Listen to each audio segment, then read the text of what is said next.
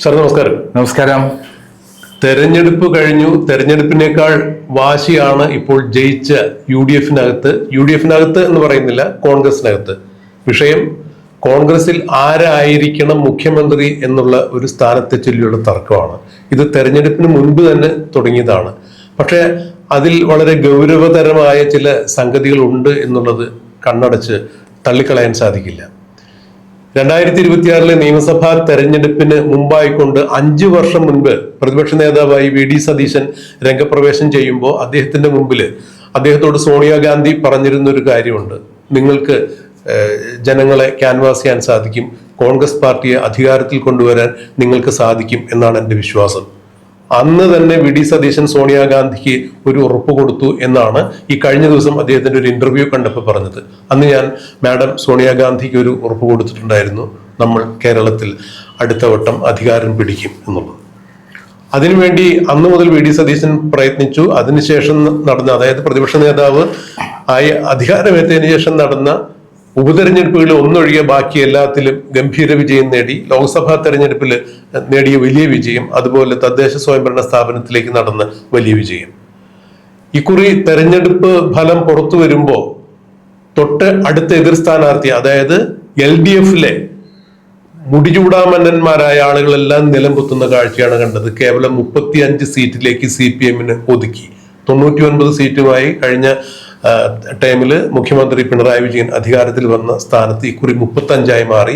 BJP account തുറന്നു, അവര് നിയമസഭയിൽ എത്തുന്നു എന്നുള്ളതും വലിയ പ്രാധാന്യമുണ്ട്. എന്നാൽ ഇവിടെ പിണറായി വിജയനെ പോലും സ്വന്തം മണ്ഡലത്തിൽ വിറപ്പിക്കുന്ന തരത്തിലുള്ള ഒരു പ്രകടനമാണ് വി.ഡി. സതീശന്റെ ടീം UDF വർക്ക് കൊണ്ട് സാധ്യമായത്. ഇതെല്ലാം കഴിഞ്ഞു അധികാരത്തിലേക്ക് എത്തുമ്പോൾ സാധാരണഗതിയിൽ അദ്ദേഹത്തെ തന്നെയാണ് മുഖ്യമന്ത്രി എന്ന രീതിയിൽ ജനങ്ങൾ വിശ്വസിച്ചത്. ജനങ്ങളുടെ വിശ്വാസമല്ല മുഖ്യമന്ത്രിയെ തെരഞ്ഞെടുക്കുന്നതിനുള്ള മാനദണ്ഡം. ഹൈക്കമാൻഡിന് അതിൻ്റെതായ രീതികളുണ്ട്. ഇപ്പൊ പറഞ്ഞു കേൾക്കുന്നത് KC വേണുഗോപാല്, രമേശ് ചെന്നിത്തല, വി.ഡി. സതീശൻ എന്നിങ്ങനെയുള്ള ആളുകളിൽ നിന്ന് ഹൈക്കമാൻഡിന്റെ ആളായി KC വേണുഗോപാലിന് തെരഞ്ഞെടുക്കപ്പെടും എന്ന് പറയുന്നു. രമേശ് ചെന്നിത്തല മുതിർന്ന നേതാവാണ്, പരിചയസമ്പന്നനാണ് എന്ന രീതിയിൽ അദ്ദേഹത്തിന് അവസരം കൊടുക്കണം. വി.ഡി. സതീശൻ പണിയെടുത്ത് കോൺഗ്രസിന് കിട്ടാൻ സാധ്യതയില്ലാതിരുന്ന അധികാരം തിരിച്ചു പിടിച്ചു കൊടുത്തതിനാൽ വി.ഡി. സതീശനെ തന്നെ മുഖ്യമന്ത്രിയാക്കണം എന്ന രീതിയിലുള്ള ചർച്ചകൾ നടക്കുന്നു. സർ, ഇനി നിയമസഭാ കക്ഷി യോഗം ചേരാനിരിക്കുന്ന ഈ സാഹചര്യത്തിൽ കോൺഗ്രസിൽ എന്തായിരിക്കും ഇതേ ചൊല്ലി ഉണ്ടാകാൻ പോകുന്ന ഒരു തർക്ക വിതർക്കം? എന്താണ് സാധ്യത? അതായത് കോൺഗ്രസിനെ രണ്ടാമത് ഭരണത്തിൽ എത്തിച്ച ഒരു ആൾ എന്നുള്ള രൂപത്തിൽ, നായകൻ എന്നുള്ള രൂപത്തിൽ വി.ഡി. സതീശനെ മറികടന്ന് മറ്റാരെങ്കിലും കൊണ്ടുവന്നാൽ അത് കേരളത്തിലെ UDF-നെ ശിഥിലമാക്കാൻ സാധ്യതയുണ്ടെന്നുള്ള വിവരങ്ങളാണ് UDF-ന്റെ ഉള്ളിൽ നിന്ന് വരുന്നത്. പ്രത്യേകിച്ചും മുസ്ലിം ലീഗും അതേപോലെ കേരള കോൺഗ്രസ് അടക്കമുള്ള കക്ഷികൾ വി.ഡി. സതീശൻ മതി, മുന്നണിയെ കഴിഞ്ഞ 5 വർഷം നയിച്ച് ജയത്തിലെത്തിച്ചത് UDF ആണ്, അതുകൊണ്ട് UDF മതി എന്നുള്ള തീരുമാനം കൃത്യമായി പരസ്യമായും അല്ലാതെയും ഡിക്ലെയർ ചെയ്ത് കഴിഞ്ഞു.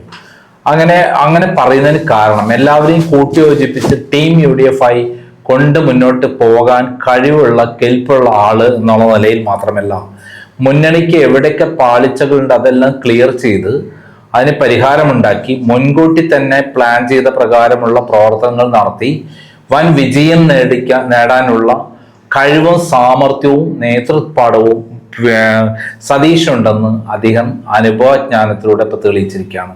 ഒരിക്കലും കേരളം ചിന്തിക്കാത്ത വിധത്തിൽ ഒരു തകർന്നു കിടക്കുന്ന മുന്നണിയെ ഇല്ലാതായി ആത്മവിശ്വാസം നഷ്ടപ്പെട്ട UDF പ്രവർത്തകരെ, കോൺഗ്രസ് ആയാലും ലീഗായാലും അതിലുൾപ്പെടെ ആരായാലും തകർന്ന് തരിപ്പണമായി ഇനി ഒരു തിരിച്ചുവരവില്ല എന്നുള്ള സ്ഥലത്തു നിന്നാണ് അദ്ദേഹം തുടക്കം മുതൽ, അതായത് 2021 മുതൽക്ക് തുടങ്ങി ഇങ്ങോട്ട് ഘട്ടമായി അദ്ദേഹം തുടർന്ന് നടന്ന എല്ലാ ഇലക്ഷനിലും അദ്ദേഹം നേതൃത്വം കൊടുത്ത് ഇലക്ഷൻ എഞ്ചിനീയറിംഗ് നടത്തി വിജയത്തിൽ എത്തിച്ചു. ചെറിയ സീറ്റല്ല, അദ്ദേഹം നേരത്തെ ഡിക്ലെയർ ചെയ്ത 102 സീറ്റ്, 100-ൽ പരം സീറ്റ് എന്നുള്ള മാജിക് നമ്പറിലേക്ക് UDF-നെ എത്തിക്കുകയും ചെയ്തു. ആ ക്രെഡിറ്റിൽ നിന്ന് അദ്ദേഹത്തിനെ ഒഴിവാക്കാൻ ഒരു ശക്തിക്കും കഴിയില്ല. അതുകൊണ്ടാണ് ജനങ്ങൾ ഒറ്റക്കെട്ടായി വി.ഡി. സതീശനോടൊപ്പം നിൽക്കുന്നത്. നേതാക്കന്മാർ വിജയിച്ചു പോകും, പക്ഷെ അണികൾ അവിടെ തന്നെ ഉണ്ടാകും.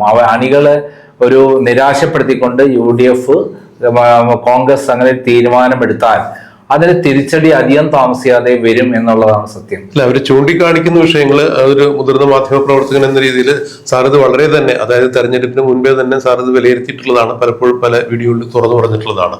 ഇപ്പോൾ അതിന് അവർ മാനദണ്ഡങ്ങൾ പരിശോധിക്കുമ്പോൾ KC വേണുഗോപാൽ, രാഹുൽ ഗാന്ധി, സോണിയാഗാന്ധി, പ്രിയങ്ക ഗാന്ധി എന്നിവരുൾപ്പെടെയുള്ള കോൺഗ്രസിന്റെ ഹൈക്കമാൻഡ് മുതിർന്ന നേതാക്കളുമായി അടുത്ത ബന്ധം പുലർത്തുന്നു. ഒരുപക്ഷെ രാഹുൽ ഗാന്ധിയുടെയൊക്കെ രാഷ്ട്രീയ ഉപദേശകൻ കൂടിയാണ് KC വേണുഗോപാൽ എന്നൊരു ധാരണ കൂടിയുണ്ട്. അദ്ദേഹത്തിന് മറ്റൊരു പ്രാധാന്യം കൂടി ഈ തെരഞ്ഞെടുപ്പിൽ പറയുന്നത് കൂടുതൽ MLA-മാരുടെ ഒരു പിന്തുണ, അതായത് ഏതാണ്ട് 52 MLA-മാരുടെ ഒരു പിന്തുണ KC വേണുഗോപാലിന് ഉണ്ട്. ഹൈക്കമാൻഡിനും പ്രിയനായതിന്റെ പേരിൽ ഹൈക്കമാൻഡ് KC വേണുഗോപാലിനെ പിന്തുണയ്ക്കും എന്ന രീതിയിൽ ഒരു ചർച്ച അങ്ങനെ ആ വഴിക്ക് പോകുന്നു. മറ്റൊന്ന് രമേശ് ചെന്നിത്തലയാണ്. അദ്ദേഹം വളരെ ചെറിയ പ്രായത്തിൽ തന്നെ കേരളത്തിൽ MLA ആയ ആളാണ്, മന്ത്രിയായ ആളാണ്, കേരളത്തിന്റെ ആഭ്യന്തരമന്ത്രിയായിരുന്നു, പ്രതിപക്ഷ നേതാവായിരുന്നു. മാത്രമല്ല KSU മുതൽ NSU മുതൽ അങ്ങനെ കോൺഗ്രസിന്റെ എല്ലാവിധ സ്ഥാനങ്ങളിലും അദ്ദേഹം സേവനമനുഷ്ഠിച്ചിട്ടുണ്ട്, ഭരണ പരിചയമുണ്ട്. ഇവരെയൊക്കെ അപേക്ഷിച്ച് വളരെ ജൂനിയർ തന്നെയാണ് VD സതീശൻ എന്ന നേതാവ്. പക്ഷേ ഏറ്റവും കൂടുതൽ ജനപിന്തുണയുള്ള നേതാവ് ഇന്നിപ്പോ കോൺഗ്രസിൽ കേരളത്തിൽ ആരാണെന്ന് ചോദിച്ചാൽ ഒരു തർക്കമില്ല. എതിർ സ്ഥാനാർത്ഥികൾ പോലും അല്ലെങ്കിൽ എതിർ കക്ഷികൾ പോലും പറയുന്ന ഒരു പേര് തന്നെയാണ് VD സതീശൻ. ഒരുപക്ഷെ VD സതീശൻ ആയിരുന്നില്ല ഇക്കുറി തെരഞ്ഞെടുപ്പിനെ നേരിട്ടതെങ്കിൽ CPM-ന് ഇത്ര കണ്ട് വലിയൊരു പരാജയം ഉണ്ടാകില്ല എന്നായിരുന്നു CPM ക്യാമ്പിൽ നിന്ന് തന്നെ പറയുന്നത്. അത്രത്തോളം കനത്ത പ്രഹരമാണ് VD സതീശന്റെ നേതൃത്വത്തിലുള്ള UDF CPM-ന് LDF-ന് ഉണ്ടാക്കിയത്. ആ രീതിയിൽ ഏറ്റവും കൂടുതൽ ജനകീയ സ്വാധീനമുള്ള പിന്തുണയുള്ള നേതാവ് എന്ന രീതിയിൽ VD സതീശനെ പരിഗണിക്കേണ്ടത് തന്നെയാണ് എന്ന് പറയുമ്പോൾ ഹൈക്കമാൻഡിന്റെ മുന്നിലുള്ള ഇത്തരം വിഷയങ്ങളാണ്. ഇവിടെ ഞാൻ ഒന്നുകൂടി പറഞ്ഞോട്ടെ സാറേ, ഈ 52 MLA-മാര് KC വേണുഗോപാലിന് അനുകൂലമായി കൈപൊക്കും എന്ന് പറയുമ്പോൾ VD സതീശൻ നിർദ്ദേശിച്ചിരുന്ന ജയിക്കാൻ സാധ്യതയുള്ള ആളുകളെ അത് പലരെയും വെട്ടിയിട്ടാണ് KC വേണുഗോപാൽ സ്ഥാനാർത്ഥി നിർണയത്തിൽ ചില ഇടപെടലുകൾ നടത്തിയത് എന്നാണ് പറയുന്നത്. VD സതീശൻ നിർദ്ദേശിച്ചിരുന്ന ആളുകളെ ഈ തെരഞ്ഞെടുപ്പിൽ നിർത്തിയിരുന്നെങ്കിൽ, അതായത് BRM ഷമീർ പോലുള്ള ആളുകളെയൊക്കെ മാറ്റിയിട്ടാണ് തെരഞ്ഞെടുപ്പിലേക്ക് UDF-ന്റെ സ്ഥാനാർത്ഥികളെ നിർത്തിയത്. അങ്ങനെ VD സതീശൻ നിർദ്ദേശിച്ച പലരെയും വെട്ടിയിട്ട് നടന്ന ഈ തെരഞ്ഞെടുപ്പിൽ VD സതീശൻ നിർദ്ദേശിച്ച ആളുകളായിരുന്നുവെങ്കിൽ ഒരുപക്ഷെ സീറ്റ് 120-ന് അപ്പുറത്തേക്ക് UDF നേടിയേനെ എന്നുകൂടി പറയപ്പെടുന്നുണ്ട്. ഇവിടെ എന്ത് തരത്തിലുള്ള തീരുമാനത്തിലേക്കായിരിക്കും അല്ലെങ്കിൽ സമ്മർദ്ദത്തിലേക്കായിരിക്കും ഹൈക്കമാൻഡ് ചെന്നെത്തുക? ഹൈക്കമാൻഡിന് മുന്നിൽ 3 പേരാണ് ഉള്ളത്. ഒന്ന് KC വേണുഗോപാൽ, 2 രമേശ് ചെന്നിത്തല, 3 VD സതീശൻ. ഇതിൽ VD സതീശനെ പറ്റിയുള്ള ചെറിയ വിവരണമാണ് നമ്മൾ പറഞ്ഞത്. ഫസ്റ്റില് KC വേണുഗോപാൽ എടുക്കാം. KC വേണുഗോപാൽ തഴക്കവും പഴക്കവും ചെന്ന് രാഷ്ട്രീയ നേതാവാണ് എന്നുള്ള കാര്യത്തിൽ യാതൊരു സംശയവുമില്ല. കോൺഗ്രസിലെ സമുന്നതനായ നേതാവായി ICC ജനറൽ സെക്രട്ടറിയായി അദ്ദേഹം അഖിലേന്ത്യാ തലത്തിൽ ശരിക്കും രാഹുൽ ഗാന്ധിയോടൊപ്പം പോരാട്ടം നടത്തുന്ന ഒരാൾ തന്നെയാണ്. എന്നാൽ ഈ കഴിഞ്ഞ തെരഞ്ഞെടുപ്പിൽ 5 സംസ്ഥാനങ്ങളിൽ കോൺഗ്രസ് ഇലക്ഷൻ നേരിട്ട മറ്റു സംസ്ഥാനങ്ങൾ, പ്രത്യേകിച്ച് പുതുച്ചേരി ഒറ്റയ്ക്കാണ് മത്സരിച്ചത്, ആസാം ഒറ്റയ്ക്കാണ് മത്സരിച്ചത്. എന്തേ അവിടെ വിജയിക്കാതിരുന്നത്? നമുക്കറിയാം ബംഗാളില് അവരെന്താണ് ഒരു മുന്നേറ്റം ഉണ്ടാക്കാൻ പറ്റാതെ വന്നത്.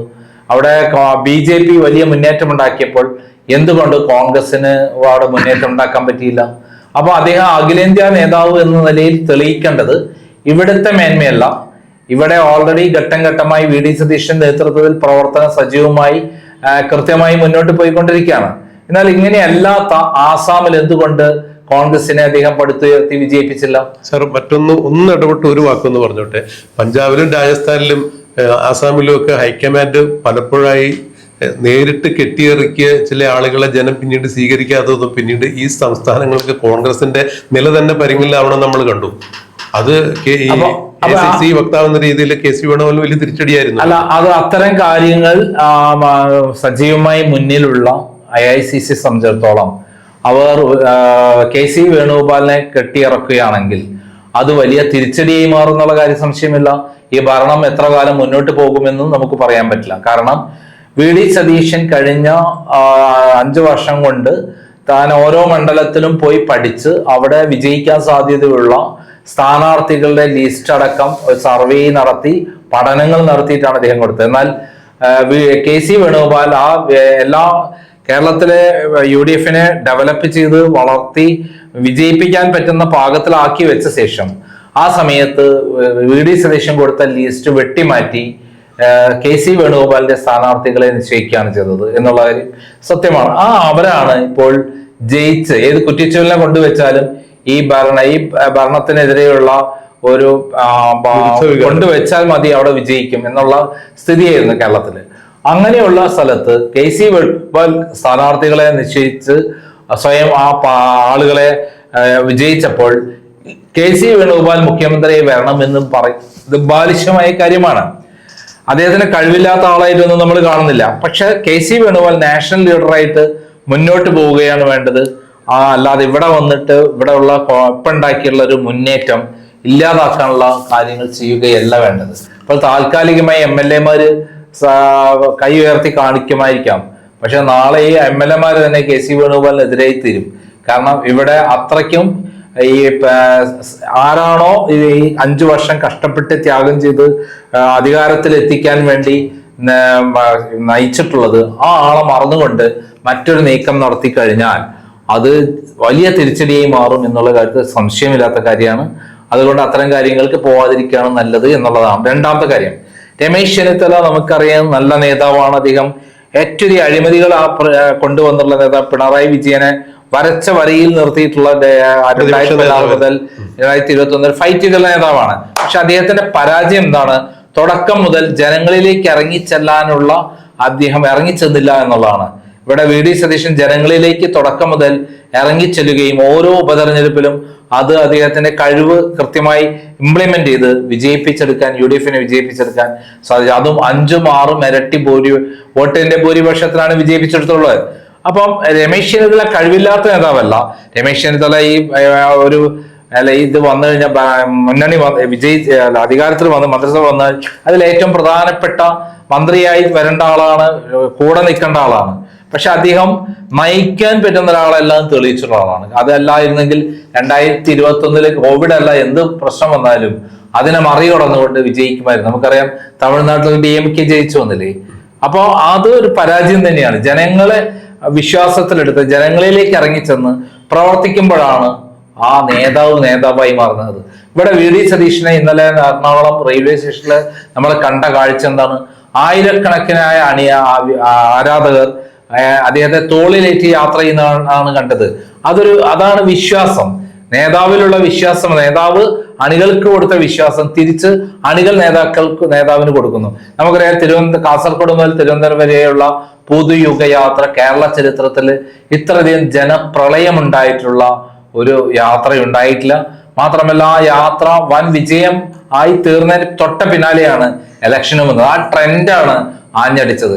കാസർഗോഡ് മുതൽ മഞ്ചേശ്വരം മുതൽ അവിടെ നിന്ന് ജനങ്ങളെ ഇളക്കിക്കൊണ്ടുവന്ന് ജനങ്ങളെ പ്രവർത്തന നിരക്ഷരാക്കി UDF പ്രവർത്തകരെ സജ്ജീകരിച്ച് അദ്ദേഹം തിരുവനന്തപുരത്ത് പാറശാല വരെ യാത്ര ചെയ്ത് അത് കഴിഞ്ഞ് അത് പൂർത്തീകരിച്ച ആളെന്നുള്ള രൂപത്തില് നയിച്ച ആളെന്ന രൂപത്തില് അദ്ദേഹത്തിന് തന്നെയാണ് നേതൃത്വത്തിലേക്ക് വരേണ്ടത്, മുഖ്യമന്ത്രി വരേണ്ടത് എന്നുള്ളതാണ് സത്യം. അദ്ദേഹം മുമ്പ് ഭരണപരിചയം ഉണ്ടാവില്ല. പക്ഷെ അദ്ദേഹം 5 കൊല്ലം പ്രതിപക്ഷ നേതാവ് എന്ന രൂപത്തിൽ മുന്നണിയെ നയിച്ചുള്ള കൃത്യമായുള്ള പ്രായോഗികമായ പരിശീലനമുണ്ട്. പിന്നെ എല്ലാ കാര്യങ്ങളിലും അവഗാഹമായ പഠനം നടത്തി വിവരമുണ്ട്. അദ്ദേഹം നിയമസഭയിൽ ഫൈറ്റ് ചെയ്തിട്ടുള്ള എല്ലാം തന്നെ കൃത്യമായ രേഖകൾ വെച്ച് ഭരണപക്ഷത്തെ ആഞ്ഞടിക്കുന്ന രംഗങ്ങൾ നമ്മൾ കണ്ടിട്ടുള്ളതാണ്. അദ്ദേഹത്തിന് മുന്നിൽ ഭരണപക്ഷം ചൂളുന്നത് എത്രയോ തവണ കണ്ടിട്ടുണ്ട്. പിണറായി വിജയനും വീണ ജോർജും അതുപോലെ മന്ത്രിമാരൊക്കെ അദ്ദേഹത്തിന് മുന്നിൽ ഒന്നുമല്ലാതെ തീരാറുണ്ട്. എന്തിന് സ്പീക്കർ ഷംസീർ പോലും VD സതീശനെ എഴുന്നേറ്റ് നിന്നാൽ അവിടെ അദ്ദേഹത്തിന്റെ ശബ്ദം താഴ്ന്നു പോകും. അങ്ങനെയായിരുന്നു നിയമസഭ. അങ്ങനെയുള്ള ഒരു നേതാവ്, നയിച്ചിട്ടുള്ള നേതാവ്, അകത്തും പുറത്തും ഒരേപോലെ ഫൈറ്റ് ചെയ്തിട്ടുള്ള നേതാവിനെ വെട്ടിമാറ്റി കോൺഗ്രസ് അല്ലാത്തൊരു തീരുമാനം എടുത്താൽ അത് തിരിച്ചടിയായി മാറും എന്നുള്ളതാണ് ഇപ്പൊ ഉണ്ടായിട്ടുള്ള വലിയ മുന്നേറ്റം, ജനങ്ങളുടെ പിന്തുണ. ഒരൊറ്റയടിക്ക് തിരിച്ചാവാനും എളുപ്പമാകും എന്നുള്ളതാണ് സത്യം. അല്ല, കോൺഗ്രസ് നേടുന്ന, ഹൈക്കമാൻഡ് നേടുന്ന ഏറ്റവും വലിയ വെല്ലുവിളിയും അത് തന്നെയാണ്. കൃത്യമായ നിലപാടുകളുള്ള, വീക്ഷണമുള്ള ഒരു നേതാവിനെ തങ്ങൾക്ക് കിട്ടിയിരിക്കുന്നു എന്നുള്ള ആത്മവിശ്വാസത്തോടു കൂടി UDF-ന് അധികാരത്തിലേറ്റിയ UDF പ്രവർത്തകരോടും അല്ലെങ്കിൽ കോൺഗ്രസ് പ്രവർത്തകരോടും നിഷ്പക്ഷമതികളായി കോൺഗ്രസിന് വോട്ട് ചെയ്ത ആളുകളെ എല്ലാം അവഗണിച്ചുകൊണ്ട് ഹൈക്കമാൻഡ് അത്തരത്തിലൊരു തീരുമാനത്തിലേക്ക് പോകില്ല എന്ന് നമുക്ക് പ്രത്യാശിക്കാം, വിശ്വസിക്കാം.